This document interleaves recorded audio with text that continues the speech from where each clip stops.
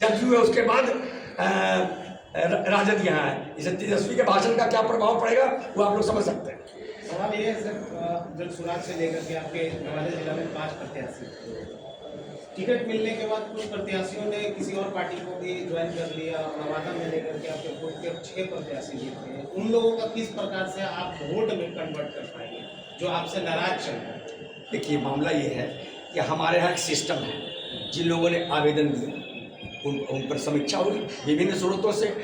लेकिन हमने समाज को कहा था कि हम 90% जो पदयात्री हैं 2 अक्टूबर 2022 से जो पदयात्रा शुरू हुई थी प्रशांत जी की, उस पदयात्रा में जो लोग थे, जो लोगों ने इस अभियान को आगे बढ़ाया, हम उनको 90% को टिकट देंगे।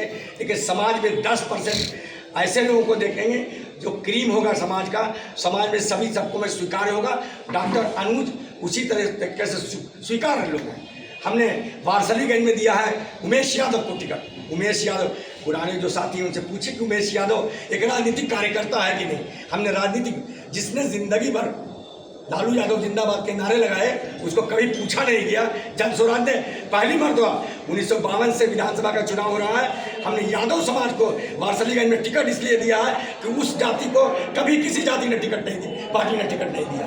ये अब हमने वारसली यहाँ दिया गोविंदपुर में पूनम कुमारी, जो मुखिया की पत्नी अरविंद गुप्ता जी खुशी की पंचायत के हैं, वैश्य समाज से हैं। वैश्य समाज को यहाँ किसी गठबंधन ने टिकट दिया क्या? हमने दिया है। कुशवाहा समाज को, डांगी समाज को हमने हसुआ से दिया। तो हमने सभी वर्गों को प्रतिनिधित्व दिया है। पर देश की पहली पार्टी है जन स्वराज, जिसने मुसलमानों को घोषणा के अनुसार 17 पॉइंट कुछ % टिकट दिया। 18% आबादी है, 34 टिकट दिया। बताइए, तेजस्वी आते हैं, तेजस्वी पूछते नहीं हैं कि आपका वोट पर जातीय जनगणना के अनुसार आपका वोट 14%, आपने अपनी जाति को 51 टिकट दिया। और मुस्लिम समाज का की आबादी 18%, आपने 18 टिकट दिया। कहाँ गया सामाजिक न्याय आपका? कहाँ है आपका कहाँ है आपका एमवाई गठबंधन? जनसुराज का मुहिम जैसे जैसे चुनाव आ रहा है वैसे टूट रहा है। नहीं, गलतफहमी के शिकार है। 14 तारीख को टीवी पर जब आप बैठेंगे तो समझ में आएगा कि जो अंडर करंट है, ये जो अंडर करंट है, ये 35 साल से जो इस पर मैं कहना चाहता हूँ कि शायद हमारे मीडिया बंधु भी लगता है अच्छी तरह चश्मा लगाकर नहीं देख रहे हैं। आपको अगर नहीं समझ में आता है तो अच्छी से बारीक नज़र से देखिए।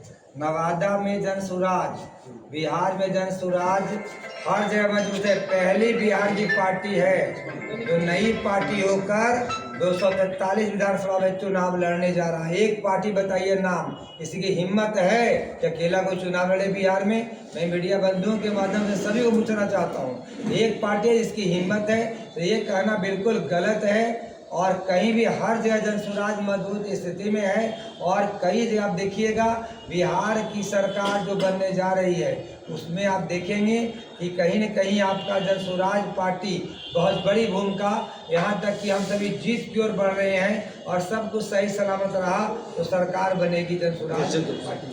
सर, अगर आप नवादा से जीतते हैं तो सबसे पहला काम नवादा के विकास के लिए मैं सबसे पहला काम करूंगा, पहला फोकस मेरा शिक्षा होगा।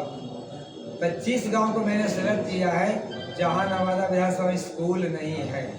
उसके दूसरा काम होगा गरीब परिवार जो कमज़ोर है उसकी कहता है उसकी जो समस्या, बुनियादी समस्याएं हैं, चाहे उसकी कॉलोनी हो, चाहे उसका आपका बच्चों की पढ़ाई हो, या फिर उसके मोहल्ला में पानी की व्यवस्था हो, चाहे उसकी नली और गलियां हो, उस पर मैं ध्यान दूंगा। तीसरा मेरा होगा हेल्थ। तो इस तरह से मैं पहले से ही कह चुका हूँ कि शिक्षा, स्वास्थ्य, कृषि और रोजगार एक जोड़िए पलायन ये हमारा मुख्य मुद्दा है। इस पर मैं चुनाव लड़ रहा हूँ, इसी पर मैं काम करूँगा।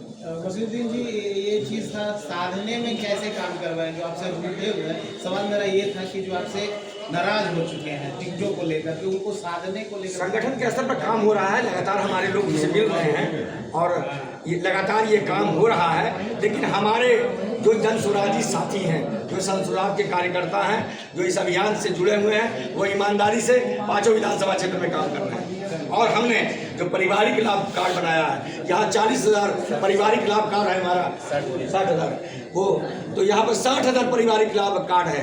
और प्रशांत किशोर जी ने उस पारिवारिक लाभ कार्ड में गारंटी दी है कि अगर 14 नवंबर के बाद बिहार में हमारी व्यवस्था स्थापित होगी तो हम सभी कार्डधारक परिवारों को 20,000 रुपये महीना प्रति महीना देने की गारंटी देंगे। एक लास्ट सवाल है कि